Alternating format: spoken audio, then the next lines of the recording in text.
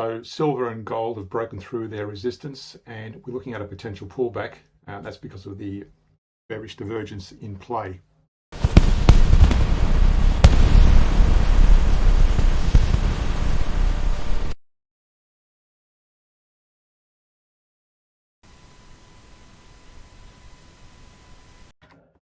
So looking at silver first, on the daily, you can see we had this resistance up here at 64.65.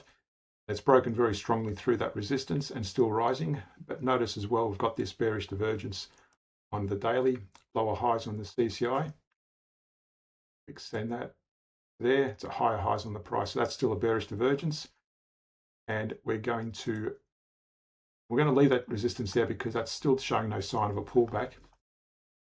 And we also look at the hourly charts. If you're trading on the hourly, which go in the direction of the daily, which is our golden rule, by going long during this period, again, when the moving averages are in an upswing, and we close out the trades when the moving averages turn down, but also paying attention to any divergence on the hourly CCI. You can see there was a bearish divergence back there. That was giving us a warning.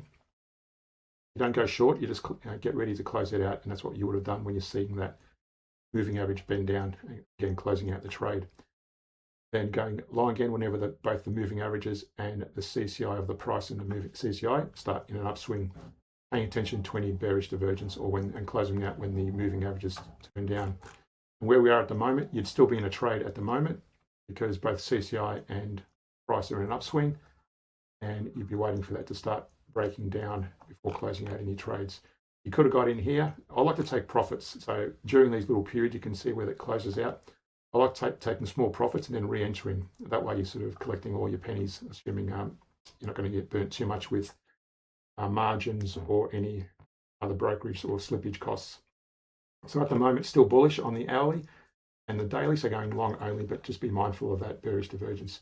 Also notice here on the hourly as well, we've got another bearish divergence.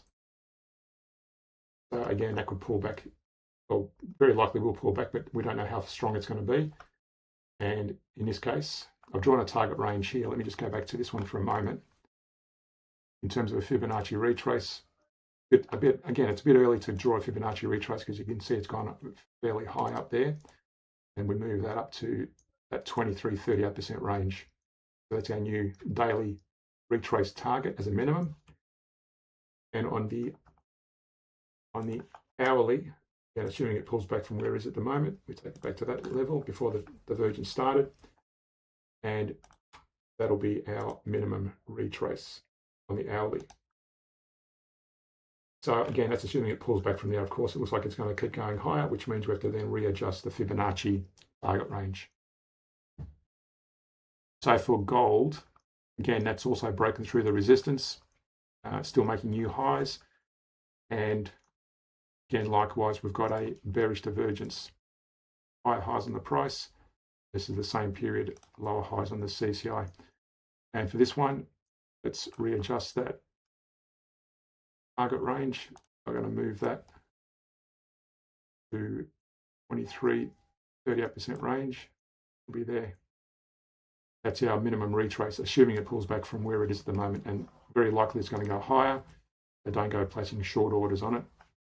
On the hourly, again going long, closing it out when the moving averages turn down, paying attention and respecting these bearish divergence.